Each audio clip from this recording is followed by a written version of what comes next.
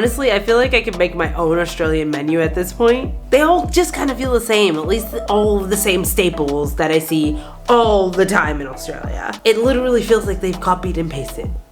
Every cafe that you go to, and I feel like if this was not on the menu, I feel like there would be an uproar.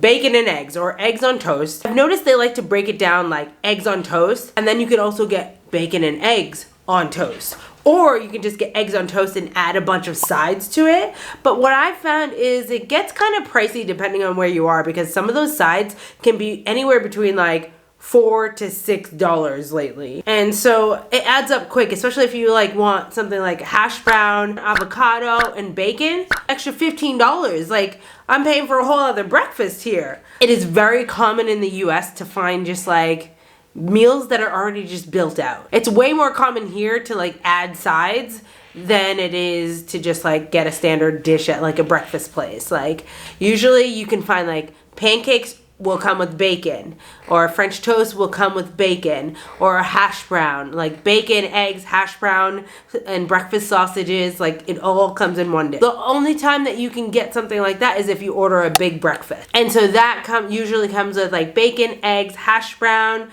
mushrooms, roasted tomato. It's like a giant chunk of tomato. I hate that they do this. I would much rather just like little tomatoes roasted, but I'm not really a big tomato girly. But they'll just cut like half a tomato, roast it, and throw it on a plate, and I'm like, what the hell is this? And sometimes they do that with the mushrooms too. I don't like that. Like, I feel like it's a cheap filler to fill the plate, and it just feels lazy to me. But I don't know, some people love it. Some people love it, but I'm just like, a chunk of tomato like the size of an apple on my plate next to my bacon and eggs, like, you're making me do more work here. Like, either put some mini tomatoes on there or chop it, okay? I ain't here to do work, I'm here to eat. So these days, if I go out, I usually would get eggs on toast, or eggs and bacon on toast, or a big breakfast, depending what mood I'm in, how hungry I am. The big breakfast these days, they can get pretty pricey, like $30 for a big breakfast. I'm just like, bro, I mean, everything's expensive these days, but it's just crazy out there on these streets. Bircher muesli is something I see like on so many menus. It's just like a standard. They'll do like a porridge or a muesli, and it usually has like berries and coconut and like all those healthy little things on them. I've never tried one, but it seems to be very popular here. And like, we're talking about cafes, so this is like breakfast and maybe a lunch menu. Most places will do breakfast until 11. I am an all-day breakfast kind of girl, so if I can find a cafe that does all-day breakfast, I'm immediately in. I don't care if all you have is eggs on toast. I don't care, okay? I'm immediately in. Because I just don't want to be limited on when to eat my breakfast foods. Like, I grew up in a house where my dad loved making breakfast for dinner. We would have pancakes and bacon for dinner throughout the year, and it was the thing, and it was something I looked forward to, and it was so much fun as a kid. My dad just lives by the rule that you can eat breakfast at any time, and it's one of my favorite things that I've carried on into adulthood. I don't like when cafes tell me when I need to eat my breakfast, okay? So when you cut me off at 10:30, like, that's just too far. That is just ridiculous. Let me eat my midday breakfast, okay?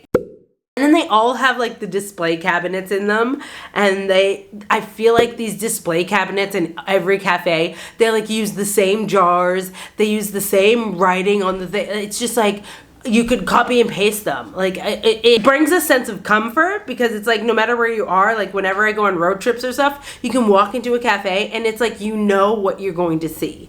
So I do find a little bit of comfort in that. Like, you know, there's gonna be a ham and cheese croissant in that display cabinet. There's gonna be a cheese croissant, there's gonna be a ham and cheese croissant, and sometimes there's just like ham. Like, they do options. And then some cafes will do like a bacon and egg roll, and then I think where the variety comes from in these display cabinets is with the sandwiches. But I find that I don't like any of the sandwiches that they make, because like, they put things like beetroot on there, or they'll have like a spread on there, and it will be like a beetroot based spread, but they won't tell you that. They'll be like, with the blah blah blah, with the house spread or whatever, and it's like beetroot, and I'm like, you've got to be kidding me. Give me a garlic aioli. Come on, mate. Like, come on, mate. I don't like beetroot. I don't like beetroot. So like a cheese toasty, a ham and cheese croissant, ham and cheese toasty. Like, those are like your basic like display cabinets, and then when it comes to the sweets, they have all the slices. Like dessert display cases crack me up because it's like the jars are all the same. It just looks the same, and then like in the jars are like the same things. It feels like a cartoon, like cartoon characters wear the same thing every episode. It's like you walk into a cafe and it's like the same thing every time. And it's like they have the melting moments, the Anzac biscuits, and then those ones that are like wannabe M&M cookies, but they're not M&Ms in them.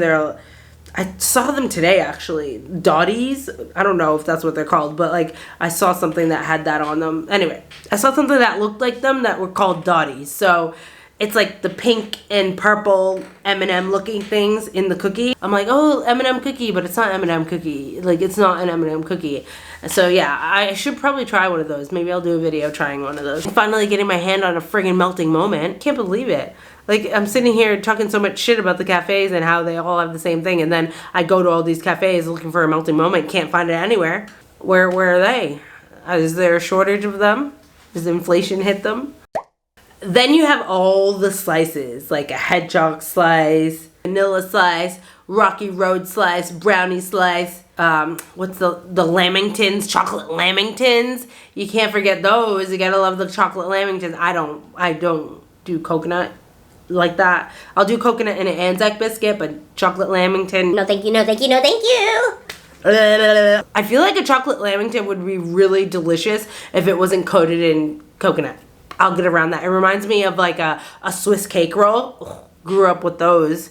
Ugh, those were like my favorite like after school snack. That's why I was 200 pounds. It's just so funny. I'm trying to think of like what else is like typical in those display cabinets. If you think of anything, let me know in the comments because jog my memory. I feel like I should have done some research. Ooh, they have savory croissants and then they have like the sweet ones like almond croissants, which I am in love with almond croissants. I didn't know it until I knew it, and now I know it. They're so friggin' dangerously good. So when I worked in hospitality here in Australia, we would get them delivered from a French bakery. When I tell you these croissants, and then like if we didn't sell them all by the end of the day or the end of the week, I can't remember which, we would get to take them home. So like the customers would be coming in like, what should I get? I'm like, oh, maybe not the almond croissant because that one has my name on it. They were so good, man. Aussies just love like grabbing a cuppa and grabbing a slice. It's like so cute. Like it was like one of the things I was like, that's like so cute and quaint. When I first moved here, I was like, they just come and get their slice and especially the old people that come in. Like I have a soft spot for old people. I worked in an assisted living, like elderly home growing up. My mom worked in them growing up, so I was like around them at a very young age. I just have a soft spot for the elderly people. You know, that was like one of my first jobs in my late teens, working in one of those homes, and it was one of the most fulfilling jobs I've ever had, which is like wild, like genuine connection with people. And so I just feel like those people, a lot of them, they didn't have family coming to visit them, they didn't have friends coming to visit them, they spent so much time on their own, and then they just had the most incredible stories. And so it was like, I grew up not really having a relationship with my grandparents, not having them alive in my lifetime. It was like I had a bunch of grandparents and they would ask me how school was going. And anyway, this video is definitely sidetracked. I mean, it is. And if you're still watching this and listening to me talk about my past, you're a real one. We just had to change our battery. Okay, we just had to change our battery. We're back, people.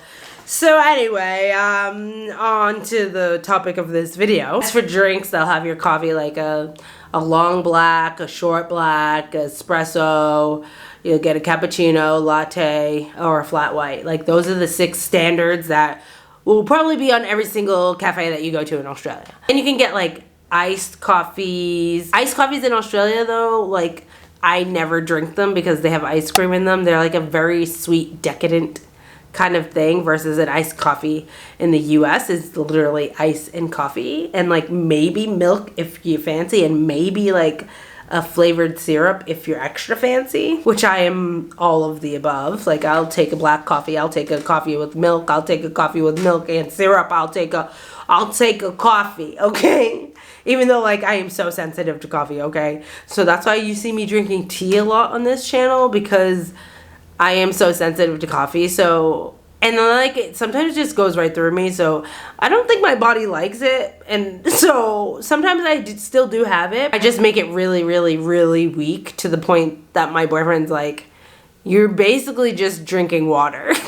And I'm like, no, I can feel it. And he's like, he drinks like 4 coffees a day. Like, he drinks coffee right before bed. Like, he's got that Eastern European blood, okay? And I cannot keep up. I cannot keep up. So yeah, they have iced coffees with ice cream and whipped cream on them. It's so, like, it's too much. It's like too much. Like, are we going out for ice cream sundaes, or are we having coffee? Like, make up your mind. They've just combined it all, okay? Like, if you go order a black coffee, like a black iced coffee, it's just like, one, it's so expensive. They charge you, like, a normal coffee would be $4 to $5, and iced coffee would be $7 to $8. Like, why? Just black coffee and ice. And I've seen people make the argument that it's because the ice machine, they have to keep the ice machine going, and that's what the extra cost is. But I'm like, okay, but for a regular coffee, you have to keep the coffee machine running. So, like, what? I mean, I guess the coffee machine gets turned off at the end of the night. I don't know. I'm thinking too much into this. My boyfriend likes to order iced coffees. Going to the U.S. ruined him, because he's obsessed with iced coffees now, because he went to Dunkin' Donuts. And, like, you just get an iced coffee. You get ice and you get coffee, and they just keep it simple. And, like, my Boston accent's coming out. Well, sometimes when I get, like, angry or passionate, like, I'll, like, start reverting back to a Boston accent, even though I don't have a harsh Boston accent at all. Like, I'm not Mark Wahlberg or anything like that, but it does come out. It does come out. Like, other than that, I've had people tell me I have a generic American accent. And I'm like, thanks.